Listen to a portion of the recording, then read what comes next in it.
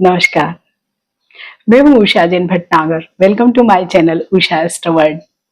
सबसे पहले तो आप सभी को दीपावली की अग्रिम हार्दिक शुभकामनाएं। अभी का जो समय है वो बहुत खास भी होने वाला है, विशेषकर दीपावली के ही 2 दिन पहले यानी 18 अक्टूबर 2025 को ही देव गुरु बृहस्पति अतिचारी गोचर करते हुए कर्क राशि में गोचर कर जाएंगे। तो ये सचमुच ही एक बड़ी घटना है, क्योंकि अमूमन देव गुरु बृहस्पति एक राशि में 1 साल तक और कुछ दिनों तक गोचर करते हैं, लेकिन अभी से लेके आगे आने वाले 8 सालों में देव गुरु बृहस्पति बीच में ऐसे अतिचारी गोचर करेंगे, फिर वक्री होंगे, फिर नॉर्मल गति से भी गोचर करेंगे। तो वो 12 सालों के बजाय 8 सालों में ही 12 राशियों में गोचर कर जाएंगे। तो ये एक अलग तरह की ही घटना है। प्लस अभी ही शनि देव ने भी जो नक्षत्र का परिवर्तन किया है वो भी बृहस्पति देव का ही नक्षत्र है। तो ऐसे कई सारे कॉम्बिनेशन बन रहे हैं जो बेहद खास हो गए हैं। तो जब देवगुरु बृहस्पति अतिचारी गोचर करेंगे तो सभी 12 राशियों पर इसका बहुत अच्छा प्रभाव पड़ने वाला है, क्योंकि जो कर्क राशि है जिसमें वो जाने वाले हैं वो बृहस्पति देव की उच्च की राशि है। तो सबसे पहले तो वीडियो की शुरुआत में राशिफल देखने से पहले ये जानना बेहद जरूरी है। आप चाहे तो इसे स्किप भी कर सकते हैं, लेकिन मेरा ये मानना है कि हमको पहले कोई भी परिवर्तन हो रहा है तो उस परिवर्तन को जानना बेहद जरूरी है, ताकि जो राशिफल हम आगे सुने तो उसको हम कैसे अप्लाई कर सकते हैं, तो उसको बहुत अच्छे से हम समझ सकते हैं। तो मैं पहले वीडियो के शुरुआत में यही आपसे शेयर करूंगी कि जब बृहस्पति देव अतिचारी गोचर यानी ज्यादा स्पीड में जब गोचर करते हुए कर्क राशि में जा रहे हैं तो क्या कुछ चेंजेस होंगे सभी 12 राशियों के जीवन में भी और प्रकृति में, यानी हर जगह ही कुछ न कुछ चेंज तो होगा ही। तो वो देखेंगे। देन प्रत्येक राशि के लिए मैं एक अलग से ही डेडिकेटेड वीडियो शेयर कर रही हूँ, ताकि किसी को भी टाइम स्टैम्प या जैसे होता ना कि हम स्किप करते हैं वो सब करने की जरूरत नहीं होगी। और ये जो राशिफल है ये चंद्र राशि पर आधारित है। जो भी आपकी चंद्र राशि है उसी से देखिए, ये लग्न या सूर्य राशि से बिल्कुल भी आधारित नहीं है। कुछ खास रेमेडीज मैं हर वीडियो के अंत में आपसे शेयर करने वाली हूँ जो एक जैसी ही होंगी। तो सौभाग्य और फैलाव के ग्रह गुरु 18 अक्टूबर 2025 से अपनी उच्च राशि कर्क में जा रहे हैं। तो वर्तमान समय में बृहस्पति देव वक्री, अतिचारी, इस तरह से कई प्रकार का गोचर छोटे छोटे ड्यूरेशंस के लिए करते ही रहेंगे। तो सबसे पहले तो अभी ही 18 अक्टूबर से लेकर 5 दिसंबर तक वो बड़ी तेजी से स्पीड में आएंगे और कर्क राशि में गोचर करेंगे। फिर से वक्री गोचर करते हुए मिथुन में आ जाएंगे और फिर इसके बाद नेक्स्ट ईयर यानी 2 जून 2026 से लेकर 31 अक्टूबर 2026 तक वो फिर से कर्क राशि में ही गोचर करेंगे और फिर से 25 जून 2027 से लेकर 27 जून 2027 तक कर्क राशि में रहेंगे। तो इस तरह से इनका जो गोचर आगे पीछे चलता ही रहेगा। और अभी वो अपने नक्षत्र पुनर्वसु नक्षत्र में भी गोचर करेंगे, इसलिए ये खास बात है। और यहीं पर वो 11 नवंबर से वक्री भी हो जाएंगे। तो जैसे जैसे वक्री, मार्गी, जो नक्षत्र परिवर्तन जो भी चीजें होंगी मैं इनके बारे में भी आपसे वीडियो अवश्य शेयर करूंगी। और इस साल के जैसे शुरुआत से ही शनि के गोचर से जिन लोगों के भी जीवन में बहुत परेशानियां आ रही है, विशेषकर जिनकी शनि की 7.5 चल रही है या ढैया चल रही है, तो उनमें बहुत भारी कमी इस पर्टिकुलर टाइम में हो जाएगी। क्योंकि बृहस्पति देव कर्क राशि में जा रहे हैं तो काल पुरुष की कुंडली में चौथे भाव में कर्क राशि आती है। कर्क राशि को माँ की राशि भी कहा जाता है, क्योंकि चौथा भाव कुंडली में माँ को भी रिप्रेजेंट करता है सुख के साथ। तो कर्क राशि की जो अधिष्ठात्री देवी है वो स्वयं माँ पार्वती है। तो इसलिए जब कर्क राशि में बृहस्पति देव आते हैं तो गौरी शंकर योग बनता है। कितना अच्छा योग है ना, नाम से ही लग रहा है। तो गुरु कर्क राशि में उच्च के होते हैं, यहाँ उनको संपूर्णता मिलती है। माँ और गुरु दोनों का ही काम क्या होता है? नॉलेज देना, पोषण करना। वहीं पे गुरु तो वृद्धि और फैलाव के भी कारक है।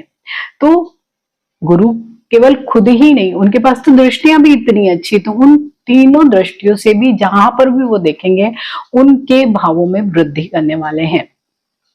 गुरु को जब कर्क राशि में आएंगे तो पांचवी दृष्टि से मंगल को देखेंगे और नवी दृष्टि से शनि को देखेंगे। इसके भी वीडियो मैंने आपसे ऑलरेडी शेयर कर लिए हैं, जिसका यहाँ पर एक स्क्रीनशॉट भी दिखाई दे रहा होगा, तो आप उसको भी जरूर देखें और इससे कनेक्ट करके देखें।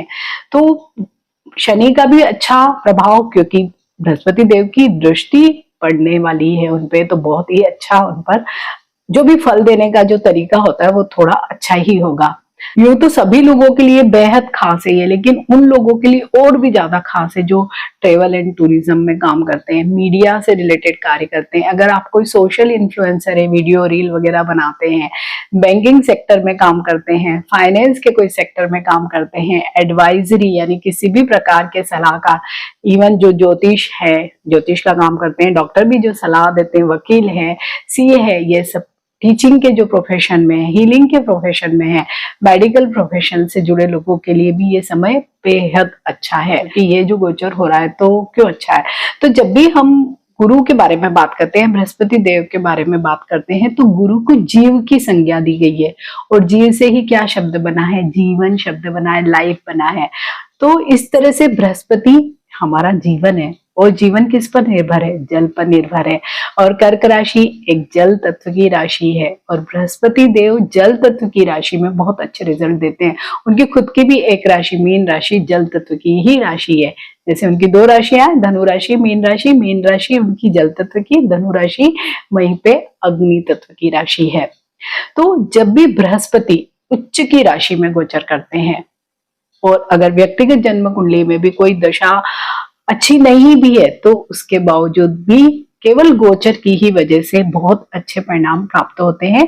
और उस समय कोई भी बुरे ग्रह की दुष्प्रभाव से भी आप बच जाते हैं, विशेषकर जिनकी शनि की 7.5 या ढैया वगैरह चल रही है, केतु की महादशा अगर चल रही है, तो उन लोगों को भी बहुत ज्यादा बृहस्पति देव प्रोटेक्शन प्रदान करेंगे।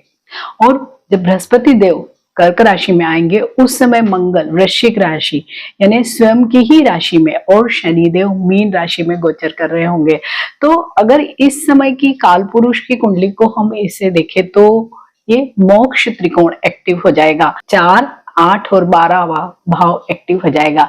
तो गुरु की दृष्टियां इन भावों को अगर देखेगी तो और भी ज्यादा एक्टिव कर देगी इन भावों के परिणामों को। तो कर्क राशि काल पुरुष की कुंडली में चौथे घर में आती है, और चौथे घर से हम सुखों का विचार करते हैं, माता का विचार करते हैं, और हृदय का मीन्स हृदय और फेफड़े मीन्स हार्ट एंड लंग का भी यहीं से विचार करते हैं। लेकिन जब भी बृहस्पति देव इस तरह के उच्च की किसी राशि में आ जाते हैं, तो क्या होता है, अच्छी चीजें तो बहुत देते हैं, लेकिन इसके बाद भी बावजूद भी कुछ ना कुछ नेगेटिव चीजें भी आ जाती है। जैसे कि आइडियलिस्टिक थॉट भी बहुत दे देते हैं, ऐसे लोग बहुत ज्यादा सिद्धांतवादी बन जाते हैं। तो जब भी आप बहुत ज्यादा सिद्धांतवादी बनते हैं, तो कई बार आप अपना ही नुकसान कर बैठते हैं, मीन्स आप प्रैक्टिकल नहीं रहते हैं। तो बस ये भी एक रेमेडी है कि आपको इस समय में विशेषकर 18 अक्टूबर से लेके 5 दिसंबर तक प्रैक्टिकल अप्रोच भी रखनी है। तुला राशि वाले सभी लोगों के लिए बृहस्पति देव का ये जो कर्क राशि में उच्च का गोचर है, क्या कुछ फल लेकर आया है, क्योंकि अभी बृहस्पति देव का जो गोचर 18 अक्टूबर से होगा वो आपके दशम भाव में होगा। यहाँ पर बृहस्पति देव का गोचर अच्छा माना जाता है, मीन्स काम में कहीं न कहीं वृद्धि देंगे, क्योंकि बृहस्पति देव वृद्धि के कारक है, फैलाव के कारक है। तो जो भी आपका काम चल रहा है उसमें क्या होगा, वृद्धि होगी, फैलाव होगा।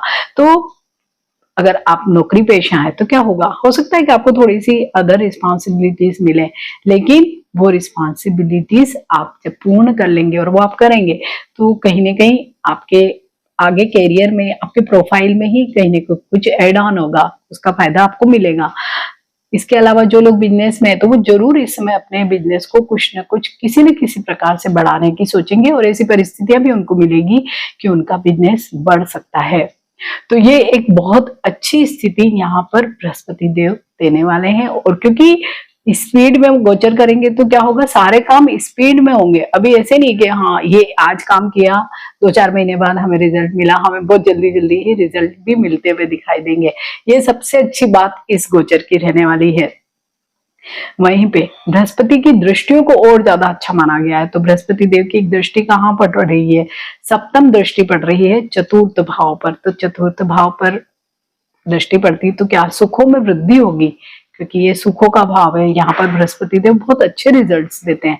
तो सुख इन चीजों से मिलता है हमें, जितने भी भौतिक सुख भौतिक चीजों से ही हमें मिलते हैं, और अभी बहुत लंबी लिस्ट है, तो वो चीजें आपको सब मिल सकती है। यहीं से हम मकान, वाहन, माता सबको देखते हैं। तो क्या होगा, मकान के लिए कुछ न कुछ आपकी चीजें स्टार्ट हो जाएगी। सपोज आपको बनाने का सोच रहे थे, बहुत दिनों से नहीं बन रहा था, रिनोवेट करने का सोच रहे थे, नहीं हो पा रहा था, ये सारी चीजें हो जाएंगी। नया कोई व्हीकल लेना चाह रहे थे, अभी तक प्लान ही कर रहे थे, लेकिन अब कुछ ऐसी परिस्थितियां हो जाएगी, या कई बार ऐसे होता है कि नहीं चलो ले ही लेते हैं, बस वैसी स्थितियां होंगी। या अभी हम भौतिक सुखों को गजेट्स से देखते हैं, अप्लायंसेस से देखते हैं, ज्वेलरी, मतलब मल्टीपल चीजें, इतनी लंबी लिस्ट है कि एंडलेस है वो। तो उसमें आप जरूर, मतलब भौतिक सुखों से, जिन चीजों से हमको भौतिक रूप से हमें लगता है कि हम सुखी हो रहे हैं, वो सारी चीजें आप इस समय में अवश्य ले सकते हैं, क्योंकि बृहस्पति देव की कृपा ही इतनी अद्भुत होगी। अगर माता का स्वास्थ्य खराब चल रहा है, या उनके साथ आपके रिश्ते थोड़े कम अच्छे चल रहे हैं, या आप उनसे दूर रह रहे हैं, तो हो सकता है कि इस पर्टिकुलर पीरियड में आप उनसे मिलने आ जाएं, उनके पास रहे, या आपकी मदर आपके पास आके रहे। अगर उनके कोई हेल्थ इश्यूज भी हैं तो अभी आप देखेंगे वो सारे ही खत्म हो जाएंगे। वो अगर हेल्दी रहेंगी तो आप भी बहुत खुश हो जाएंगे।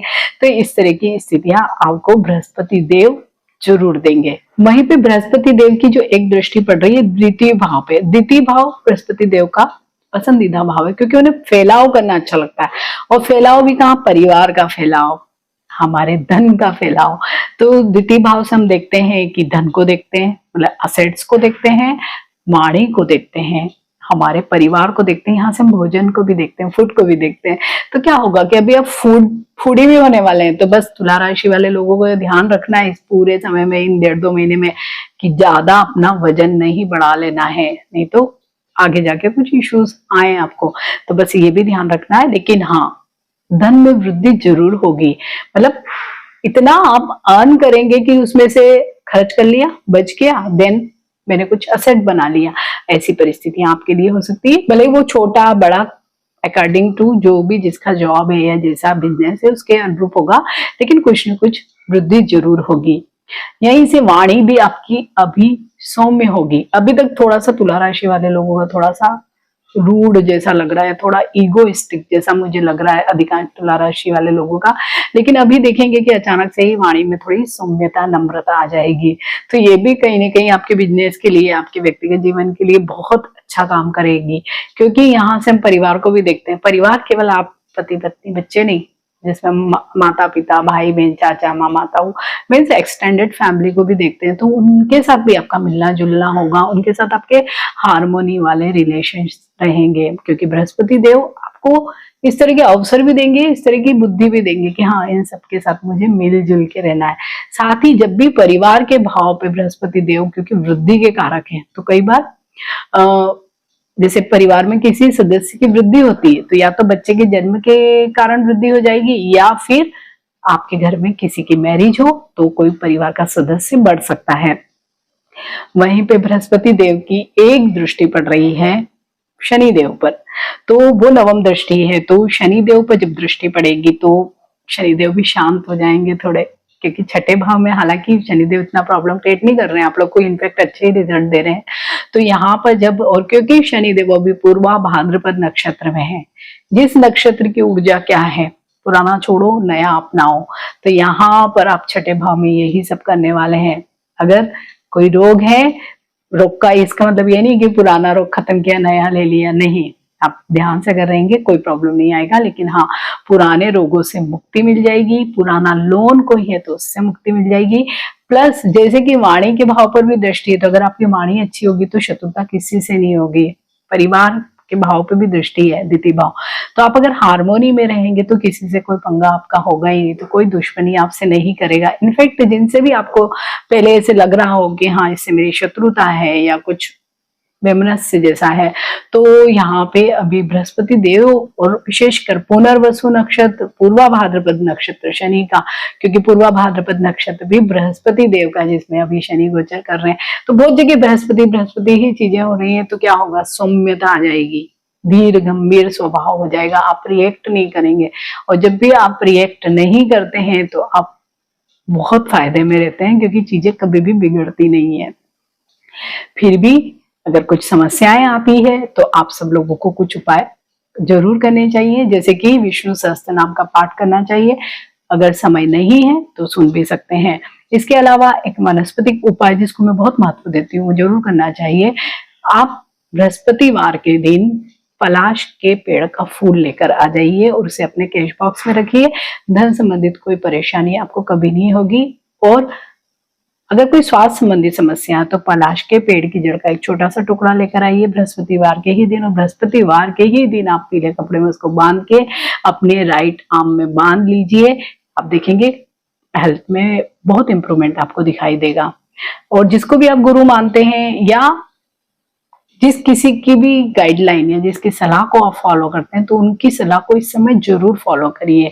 तो कोई भी नुकसान या कोई भी प्रॉब्लम जैसी स्थितियां आप लोगों की लाइफ में नहीं होगी। तो तुला राशि वाले सभी लोगों को मेरी तरफ से बहुत शुभकामनाएं।